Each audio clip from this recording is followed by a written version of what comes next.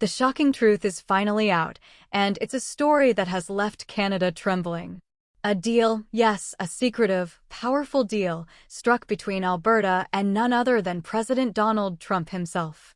And today, as I speak to you, the nation finds itself staring directly into the possibility of a breakup, something many said could never happen, but which is now standing on our doorstep.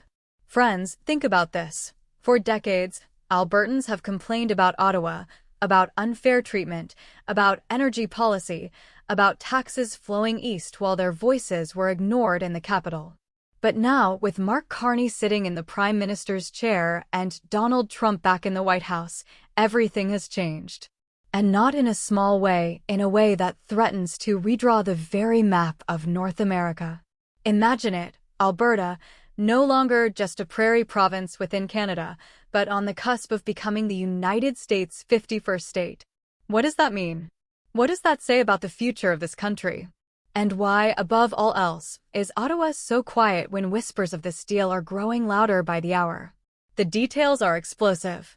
Donald Trump, who has long promised to expand America's energy independence, sees Alberta as the crown jewel, a land rich in oil, gas, and resources, ready to fuel not just America's economy, but his political legacy.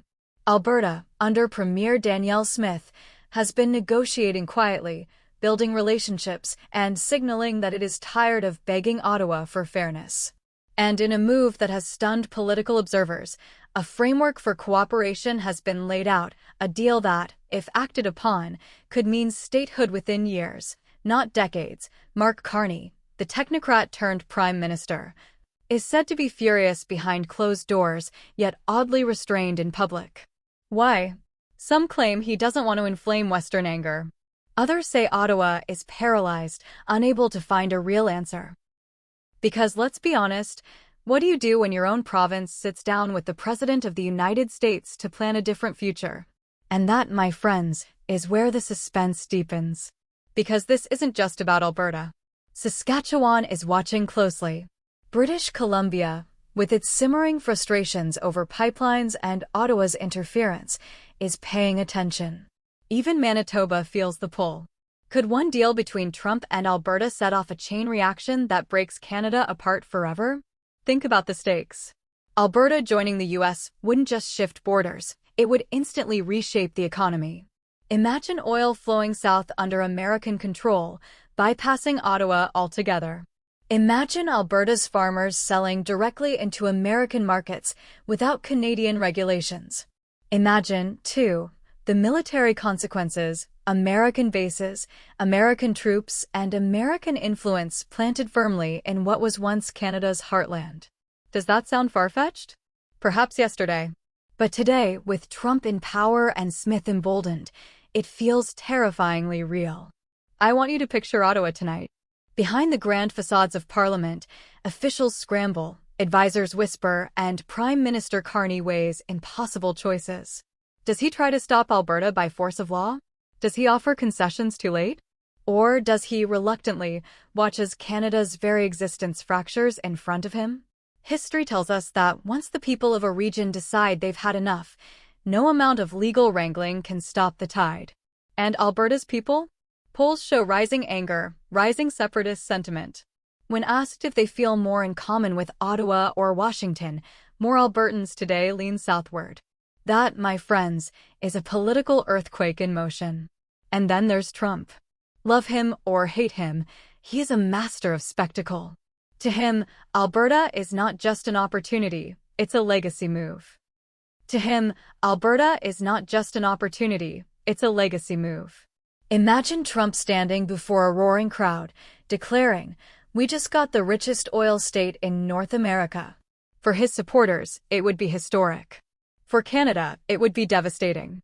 But here is the ultimate question I must ask you. Are we already too late?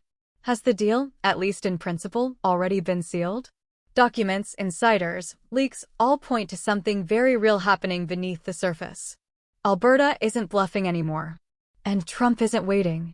But let's step back for a moment and look at the bigger picture. Because this isn't just a regional spat anymore. This is global.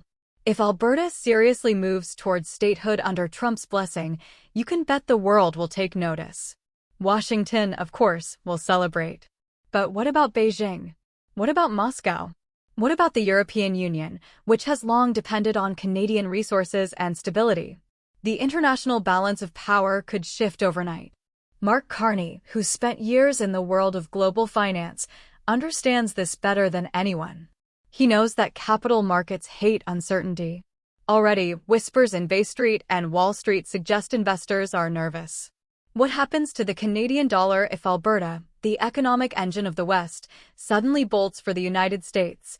What happens to pensions, to energy contracts, to trade agreements carefully built over decades? The chaos could be immense. And don't forget, Alberta isn't just any province. Its oil sands represent one of the largest proven reserves on the planet. If those reserves fall under U.S. control, Canada's leverage at the global table vanishes. For years, Ottawa has used Alberta's resources as a bargaining chip, even while restricting Alberta's freedom to develop them. That power would vanish overnight, and Canada's bargaining position on climate deals, trade pacts, and defense partnerships would crumble. But let's talk about the people. Ordinary Canadians. The families, the workers, the seniors. Imagine a farmer in Alberta who wakes up one morning and realizes that his province is no longer Canadian. His pension, tied to federal programs, is suddenly uncertain. His passport, his citizenship, his healthcare system, all hanging in the balance. Would Alberta residents switch instantly to U.S. Social Security? Would their hospitals adopt American insurance systems? The questions are endless, and Ottawa has no clear answers. So today, we face the edge of a cliff. The breakup of Canada is no longer a whisper on the margins of politics. It is knocking at the door, loud and undeniable. Some will call it fear-mongering. Some will dismiss it as political theater.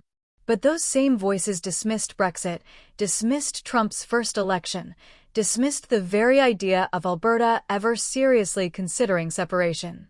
And yet, here we are. Let me leave you with this. History does not warn us before it strikes. It creeps up, builds tension, and then, in one dramatic moment, the world we knew is gone. Alberta's deal with Trump could be that moment. The question now is not if Ottawa can stop it, but whether Canada as a nation can survive it. Because if Alberta takes this leap, the rest of the West may not be far behind. And if that happens, the Canada we have always known, the Canada we grew up with, may exist only in memory. So ask yourself, is this the beginning of a new chapter, or the end of the country as we know it?